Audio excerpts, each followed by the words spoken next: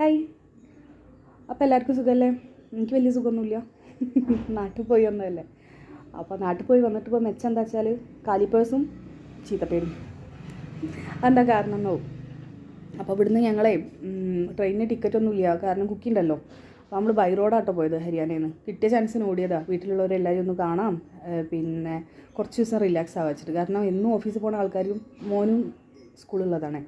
അപ്പോൾ കുറച്ചൊരു ഒഴിവ് കിട്ടുക എന്ന് പറയുമ്പോൾ ഈ ലീവുള്ള സമയത്ത് അപ്പോൾ കുറച്ച് സമയം ഒരുമിച്ചിരിക്കാമെന്നൊക്കെ നമ്മൾ വിചാരിക്കും. പക്ഷെ പോയി കഴിയുകയാണെങ്കിൽ ഇതൊന്നുമല്ല സ്ഥിതി.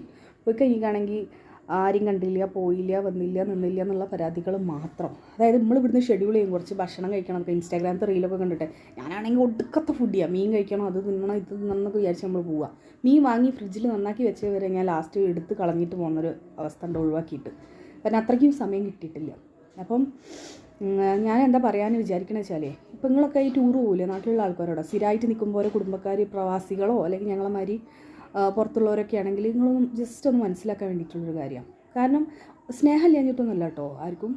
പക്ഷേ കിട്ടണതാകെ 10-15 ദിവസവും. പ്രവാസിയൊക്കെ ആണെങ്കിൽ ചിലപ്പോൾ ഒരു മാസം ഉണ്ടാവുമായിരിക്കും. എന്നാലും ഈ ഒരു മാസത്തിൽ ഇവർ ഒരു കൊല്ലം കണ്ട ആഗ്രഹങ്ങളും സ്വപ്നങ്ങളും ഉണ്ടാവും ചെയ്ത് തീർക്കാൻ.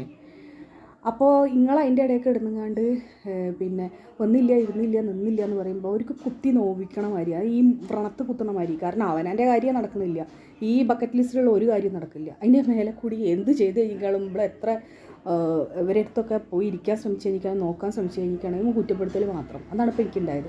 നിങ്ങളൊക്കെ ഈ മണാലിക്കും ഇവിടേക്കൊക്കെ ടൂർ പോകില്ലേ, വിദേശത്തേക്കൊക്കെ ടൂർ പോകുമ്പോൾ നിങ്ങളെന്താ എല്ലാവരും വീട്ടിലേക്ക് എല്ലാവരും കണ്ട് വിഷ് ചെയ്യാൻ വേണ്ടി നടക്കുകയാണോ ചെയ്യുക? അല്ലല്ലോ.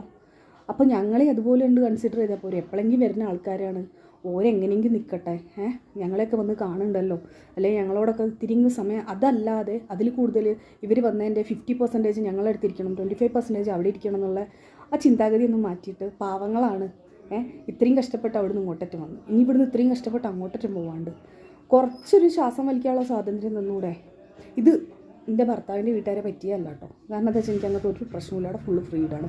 പക്ഷേ ബാക്കി സ്നേഹക്കൂടുതലുള്ള ആൾക്കാർക്ക് വേണ്ടി, എന്നെ ഭയങ്കരമായിട്ട് ശ്വാസം മുട്ടി സ്നേഹിക്കുന്നവർക്ക് വേണ്ടിയിട്ടുള്ള ഒരു ചെറിയൊരു ഓർമ്മപ്പെടുത്തൽ. അതുകൊണ്ട് എന്തായി, ഇനിയിപ്പോൾ അടുത്ത പ്രാവശ്യം ലീവ് കിട്ടിയാൽ പോകണ്ടല്ലോ, അത്രയേ ഉള്ളൂ. ഇനി ലീവ് ഇവിടെ തന്നെ, അത് കഴിഞ്ഞ് എല്ലാം കൂടെ കെട്ടിപ്പെറുക്കി ഒരു പോക്ക് പോകാം. എന്നാൽ പിന്നെ സമയക്കുറവിൻ്റെ പ്രശ്നങ്ങളും അങ്ങനത്തെ കാര്യങ്ങളും ഒന്നും വരുന്നില്ലല്ലോ. അപ്പോൾ അതുകൊണ്ട് ഇനി ആർക്കും വിഷമമൊന്നും വിചാരിക്കേണ്ട, എപ്പോഴെങ്കിലും പറയാനുള്ള കാര്യങ്ങളൊക്കെ നമുക്ക് പറയണം. അപ്പോൾ അതുകൊണ്ട് പാവം പിടിച്ച ആൾക്കാർ, ഈ പ്രവാസികളാവട്ടെ പുറത്തുള്ള ആൾക്കാരാവട്ടെ, ഒരു 10-15 ദിവസം എണ്ണി ചുട്ടപ്പന്മാരത്തെ ലീവിന് വരുമ്പം നിങ്ങളാരും ഇങ്ങനെ പാവങ്ങളെ സമയം എടുത്തുങ്ങാണ്ട് അയ്യോ അവിടെ വന്നില്ല, അവിടെ വന്നില്ല, അവിടെ വന്നില്ല പരാതി പറയുന്നതിന് പകരം ഒരു വന്നുവല്ലോ, നിന്നല്ലോ, കണ്ടുവല്ലോ എന്ന് മാത്രം വിചാരിക്കാം. അപ്പോൾ അത്രയേ ഉള്ളൂ കേട്ടോ. Thanks, by.